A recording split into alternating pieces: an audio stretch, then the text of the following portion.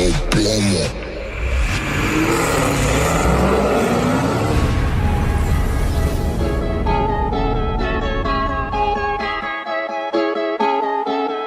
one came in from another shop. He built his Hellcat a while back, and he's doing some builds on his own.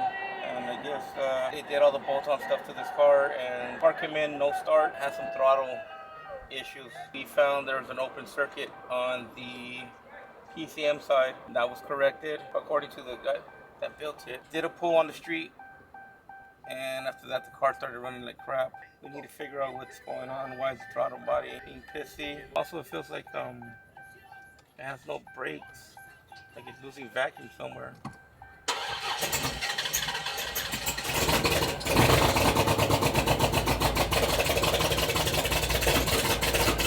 First I thought it had a pop blower, so that's what it sounded like when they're getting too much vacuum or intake, too much air coming through. And obviously when the blower's cracked, it shows too much air. But because that's the codes that we're getting, that the throttle body is sensing too much air or not enough air, so it's kind of confusing. Throttle actuator control system sudden high airflow detected. We've already changed the bypass on it. The customer actually bought a new throttle body, put that on there. All the codes that I'm getting is throttle codes, so we're definitely gonna have to go and pull some schematics out and see what's going on. Also, whoever worked on it changed the map sensor harness, so I gotta go back and check up on that. I know I double checked it, but I'm gonna go back in there and see if all the wiring is done properly. So we need to see if so here's our 5-volt reference supply, engine AC pressure transducer. So they share a 5-volt supply, but we're not getting no AC code, so that kind of eliminates that. And then this is 5-volt supply, another one. That one's coming from the computer itself. So we need to see if we have our 5-volt supply there. So basically we have like three throttles. One being the pedal, one being the bypass, and one being the actual throttle body. I think we're gonna have, let me get I think we're going to have a computer problem. But again, the other shop said they changed the computer and said that they replaced the computer, the car wouldn't start. But like I said, we had an open circuit, so that's the reason the car didn't start. I do want to try that PCM since they already have it, you know.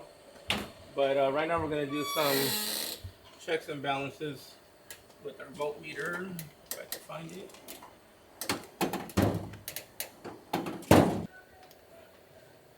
Alright, so let's go check this thing out. Our 5-volt supply would be pink and yellow.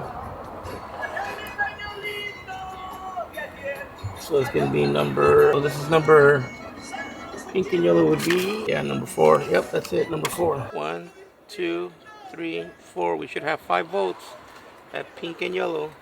And we have 0 volts, so I think we just found our problem. 5-volt reference also shows crankshaft position sensor, and if we didn't have crank, the car wouldn't start. So maybe we have it open somewhere. Let's just go double check that the ignition switch is on. No, it's not. That's probably why. Thanks. PCM is the last resort you go to, but we're having main signals, which is our voltage and our ground are here, so everything else is controlled by the computer or the part itself. So like I said, since we have a lot of parts here in stock, we've already replaced the throttle body. Like I said, he bought a new one, he put this one on. We put a bypass valve on it from a good known supercharger that we have on the shelf. And so if the faults were here, that would be eliminated already. Now we're looking for power, ground, and then the signals going to the PCM. So next thing we're going to do is to check each individual wire that goes from the PCM to each throttle. And then if we have continuity between all the lines, then we have a bad PCM. Bent pins or anything across. Like I said, computer's the last one you want to replace, so I'm gonna put this to the side in the car. Basically you're going 26, 27, 28, 29, again, 26, 27, 28, 29, 30, 31, 32, 33. So right under these right here, Give me my colors that I'm looking for. Tan and yellow and tan and orange. There they are right here. Look, those two.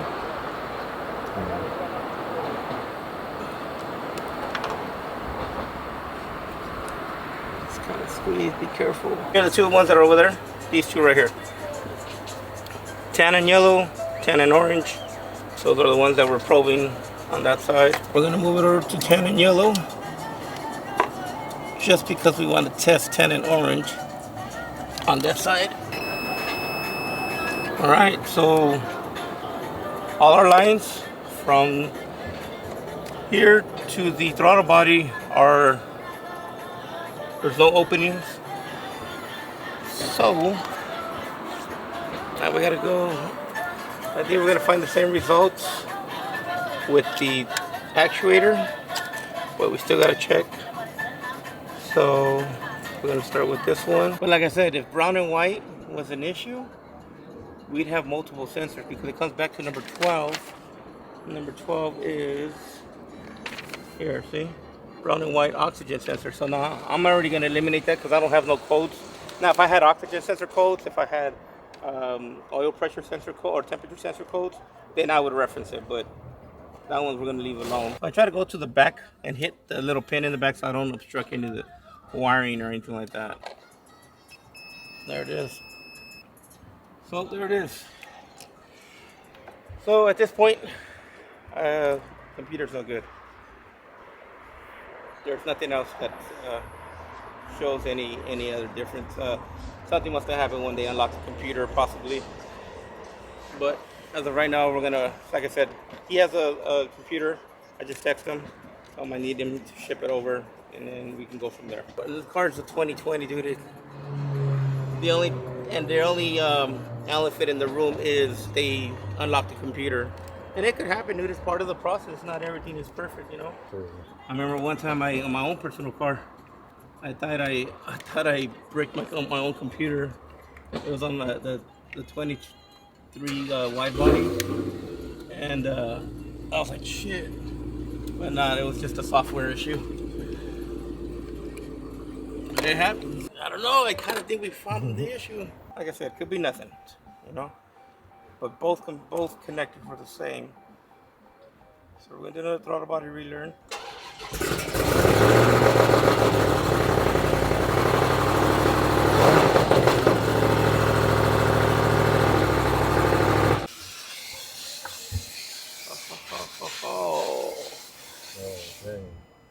What do we have here?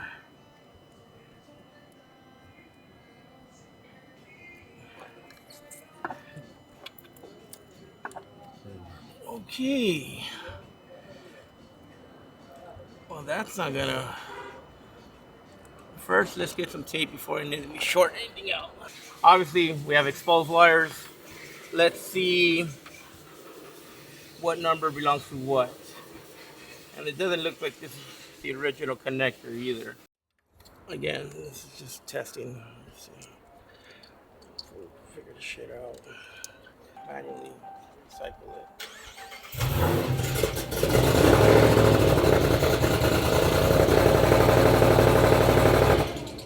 Same thing. Throttle body still doesn't move this fault sets.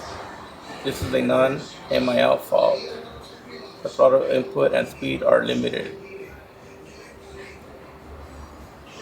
Low battery voltage. Open or high resistant in the ETC motor. We've already checked that. Coking or debris blocking the throttle body plate. Check that. Throttle body plate binding inside the bore.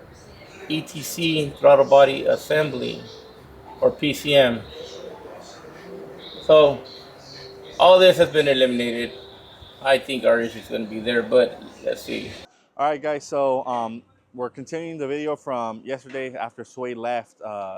Alex did a compression test on bank 1 to see what the compression was for each cylinder. And on cylinder 1, there's no compression. So we called the customer up and got authorization to remove the head so we could see what's going on and see why there's no compression in cylinder 1. And we'll go from there. So that's what you'll see Carlos here doing, is taking off the head.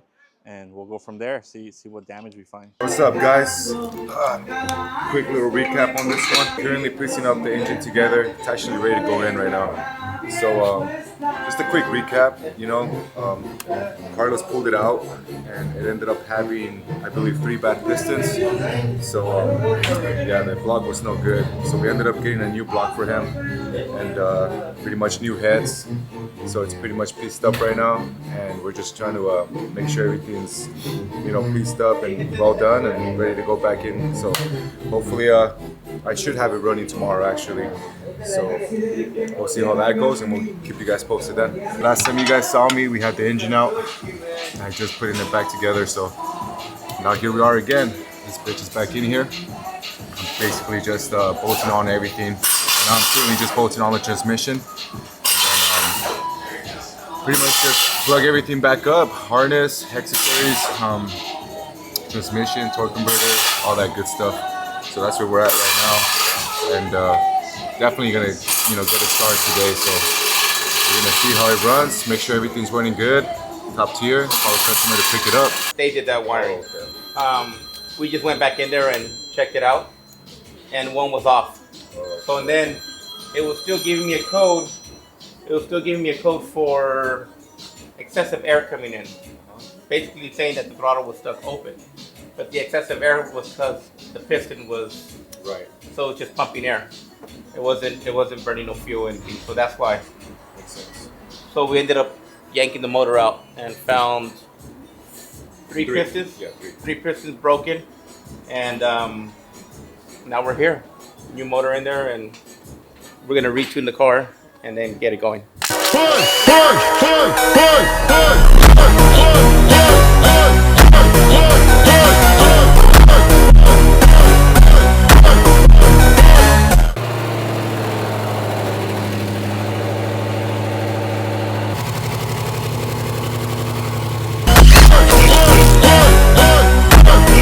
We have it, as you guys saw just a moment ago. The car was up and running, so it's pretty much a wrap with this one. As of right now, Alex just finished downloading the tune on it, and it's pretty much ready and set to go for customer to pick it up. So there you guys have it. Another Hellcat came in, tuned from a different shop, came in kind of wasn't running right. Turns out that 3 pistons were bad. So here we are, new block, everything's pieced up, back up and running. So now we're just waiting on the customer to come and pick it up, and it's pretty much a wrap.